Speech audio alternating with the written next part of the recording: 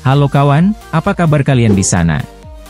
Semoga kalian dalam keadaan baik. Kali ini kita akan membahas alur film Unlock yang dirilis pada tahun 2023. Film dibuka dengan memperlihatkan kita adegan seorang wanita yang bernama Linami. Saat ini, Nami bekerja sebagai pelayan kafe milik ayahnya sendiri.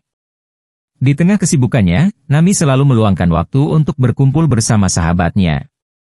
Di suatu malam, Nami yang sedang mabuk terlihat di dalam bis dalam perjalanan pulang. Lalu saat ia keluar, Nami tidak sadar telah menjatuhkan ponselnya di bus tersebut. Kemudian, ponsel Nami diambil oleh seorang pria bernama Oh Jun Yong. Diketahui bahwa Jun Yong adalah ahli keamanan digital, yang membuka toko reparasi ponsel di sebuah pusat perbelanjaan. Keesokan paginya, ponsel Nami sempat ditelepon oleh temannya. Sehingga ia pun tahu bahwa ponsel Nami telah menghilang. Agar tidak terlihat mencurigakan, Jun Yong mengangkat telepon tersebut. Ia menggunakan aplikasi khusus, yang mampu mengubah suaranya menjadi perempuan.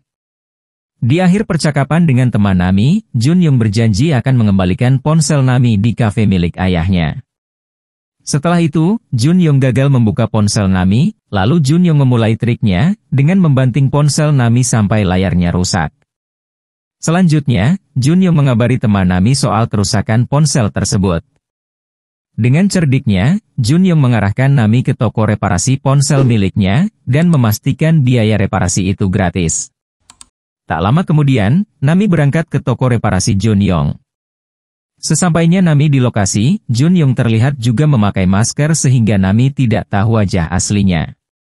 Lalu Jun Yong memberikan formulir permintaan reparasi yang wajib diisi oleh Nami, lantas Nami terkejut melihat formulir itu. Dikarenakan meminta password ponsel milik pelanggannya, di tengah proses perbaikan, Jun Yong gerak cepat menginstal aplikasi pengintai tanpa sepengetahuan Nami. Jadi selain berhasil mendapatkan password, Jun Yong juga kini bisa mengintai ponsel Nami. Bahayanya lagi, Jun Yong dapat mengoperasikan ponsel Nami dari jarak jauh. Nami akhirnya pulang, tanpa menyadari ponselnya sudah disadap oleh Jun Yong. Sejak melakukan pengintaian ini, Jun Yong jadi mengetahui aktivitas dan kebiasaan Nami sehari-hari. Kemudian untuk pertama kalinya, Jun Yong mengunjungi kafe Nami dan memesan minuman sari buah plum. Nami pun langsung heran, karena bagaimana bisa pria asing itu langsung memesan minuman kesukaannya. Sementara itu, ayah Jun Yong yang bernama Woo Jiman menemukan sesosok jasad korban, yang tewas dibakar di area pegunungan. Jiman yang bekerja sebagai detektif kepolisian, langsung menyelidiki lokasi kejadian. Lalu di tengah prosesnya, Jiman tidak sengaja menemukan potongan kertas, yang bertuliskan nama Jun Yong. Jiman meyakini bahwa anaknya bukanlah pelaku pembunuhan tersebut, karena sejak kecil Jun Yong mempunyai sifat penakut. Jiman akhirnya mulai penasaran, dan pergi menemui ibu Jun Yong yang merupakan mantan istrinya Jiman. Kemudian Jiman terkejut, bahwa ternyata Jun Yong sudah tidak tinggal bersama ibunya. Mendengar pengakuan mantan istrinya, Jiman langsung bercerita soal penemuan jasad korban pembunuhan di area pegunungan. Beberapa waktu kemudian, Nami mendapatkan pekerjaan baru di sebuah perusahaan rintisan. Berkat kinerja Nami yang sangat bagus, bosnya pun menaikkan gajinya lebih cepat dari karyawan yang lain. Adegan berganti, di mana ayah Jun Yong terus menyelidiki alamat anaknya. Akhirnya setelah melakukan penyelidikan, Jiman berhasil menemukan rumah Jun Yong. Akhirnya Jiman menyusup ke dalam rumah Jun Yong, dan menemukan beberapa petunjuk yang mengarah ke kasus pembunuhan. Mengetahui rumahnya sedang digeledah, Jun Yong langsung mengirimkan pesan ke ponsel ayahnya, dan mengajaknya bertemu di luar rumah. Namun ternyata, Jun Yong malah mengajak kejar-kejaran sampai membuat ayahnya lelah. Saat kembali menggeledah rumah itu, Jiman akhirnya menemukan batang korek api yang mirip dengan yang ada di lokasi pembunuhan. Beberapa hari kemudian, Jun Yong kembali mengunjungi kafe Nami. Karena Nami sedang tidak ada, Jun Yong pun memesan sari buah plum kepada ayahnya. Tak lama kemudian Jun Yong akhirnya bertemu dengan Nami di kafe itu. Dirinya ke sana untuk membeli CD band favoritnya, yang dijual oleh Nami. Khawatir melihat kedekatan anaknya dengan Jun Yong, ayah Nami pun menasihati Nami agar segera menjauhi pria tersebut. Namun Nami abaikan nasihat ayahnya, karena menurutnya Jun Yong adalah pria yang baik. Menyadari kecurigaan ayah Nami, Jun Yong pun langsung merencanakan pembunuhan. Dengan menggunakan nomor ponsel Nami yang telah diretas, Jun Yong berhasil membujuk ayah Nami agar menginstal sebuah aplikasi yang sebenarnya menjadi alat pelacak lokasi rumah ayah Nami. Setelah itu, ayah Nami yang tinggal sendirian di rumah, mendapatkan pesan misterius. Diketahui bahwa ada kiriman paket di depan rumahnya, begitu ayah Nami keluar mengambil paket. Jun Yong langsung menghampirinya dan memukul ayah Nami dari belakang. Keesokan harinya, di saat baru datang ke kantornya, Nami langsung dihujat oleh rekan-rekannya, karena mereka iri melihat gajinya naik lebih cepat. Bosnya juga marah besar kepada Nami, karena ia mengingkari janji mereka untuk merahasiakan kenaikan gaji. Parahnya lagi, akibat bocornya proyek rahasia kini perusahaan terancam bangkrut. Usai banyak investor yang hengkang, dan menuntut pengembalian dana. Di tengah kekacauan ini, Nami sempat meluruskan kalau sebenarnya ponselnya telah diretas, dan bukan dia yang mengunggah foto tersebut. Namun karena sudah terlanjur kecewa, bos akhirnya memecat Nami secara kasar. Kemudian, Nami mengajak teman baiknya untuk melapor ke kantor polisi. Namun polisi tidak bisa memproses laporan, karena ia tidak mempunyai bukti yang kuat. Di waktu yang sama, Jun Yong mengintai Nami dari rumah sambil menyekap ayah Nami yang masih hidup. Saat ayah Nami mulai berbicara, namun Jun Yong tidak peduli dengan semua itu. Dan mengakui bahwa dirinya telah menjadi jahat karena sudah belasan tahun ditelantarkan oleh ayahnya. Sementara itu, polisi terus melakukan olah tempat kejadian di pegunungan.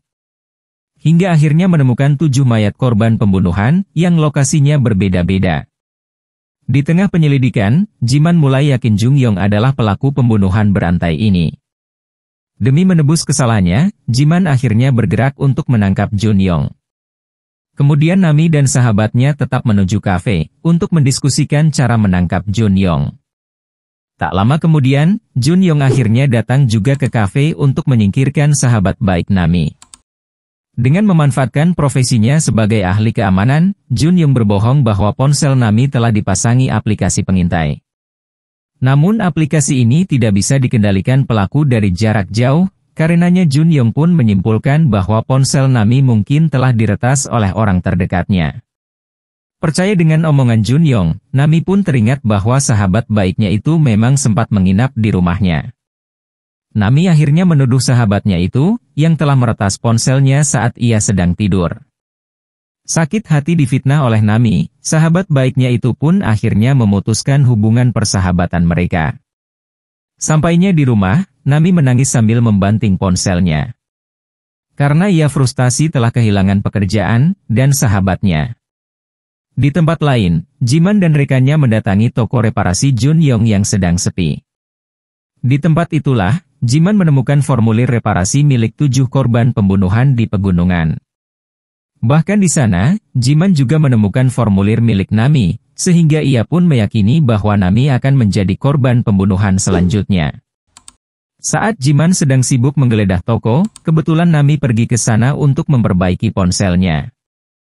Namun setelah mendengar penjelasan dari Jiman, Nami baru tahu bahwa Jun Yong adalah pemilik toko tersebut. Nami juga baru tahu kebohongan Jun Yong soal profesinya. Akhirnya Nami dan Jiman menyusun rencana untuk menangkap Jun Yong. Dengan cara memancing Jun Yong, datang ke rumah Nami agar bisa ditangkap oleh Jiman. Namun saat akan ditangkap, Jun Yong menegaskan bahwa dia bukanlah sosok Jun Yong yang diburu oleh Jiman. Kemudian Jiman juga rupanya tidak yakin dengan wajah anaknya, karena mereka sudah belasan tahun tidak bertemu. Akhirnya Jiman pun terpaksa melepaskan Jun Yong, dan mencari solusi yang lain. Lantas, Jiman pun akhirnya mengantarkan Nami ke rumah kerabatnya yang dianggap aman. Sebelum mereka berpisah, Nami berjanji akan terus mengabari Jiman sebagai antisipasi serangan Jun Yong. Setelah Nami masuk ke rumah itu, terungkap bahwa rumah ini ternyata merupakan rumah ayah Nami. Namun di malam itu, Nami belum mengetahui bahwa ayahnya sedang disekap oleh Jun Yong. Begitu Jun Yong keluar dari persembunyiannya, dia pun langsung menunjukkan foto ayah Nami yang sedang disekap. Junyong akhirnya menjadikan pilihan, apakah Nami mau menyelamatkan ayahnya atau membunuh Junyong. Di tengah kebingungannya, Nami sebenarnya ingin membunuh Junyong dengan pisaunya.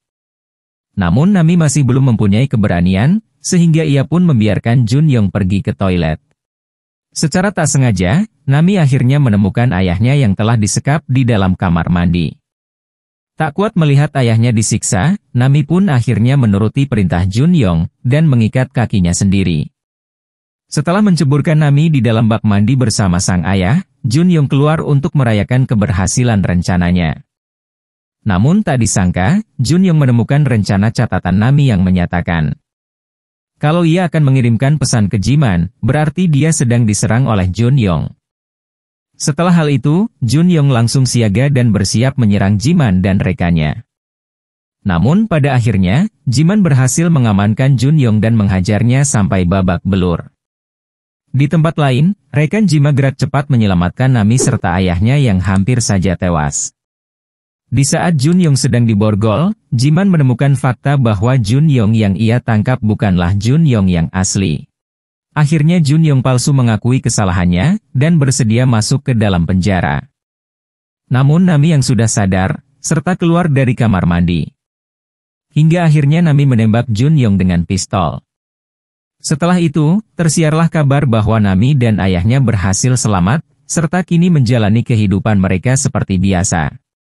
Berita lainnya juga melaporkan bahwa polisi akan memeriksa identitas Junyong yang palsu saat ia telah pulih dari luka tembaknya. Beberapa waktu kemudian, Nami terlihat menikmati pekerjaannya di kafe bersama sang ayah. Namun di tengah situasi menyenangkan itu, Nami masih merasa diperhatikan oleh seseorang. Dan film pun akhirnya selesai. So kawan, gimana ceritanya? Pasti seru kan? Itulah cerita dari film Unlock. Sampai bertemu di video selanjutnya. Bye-bye.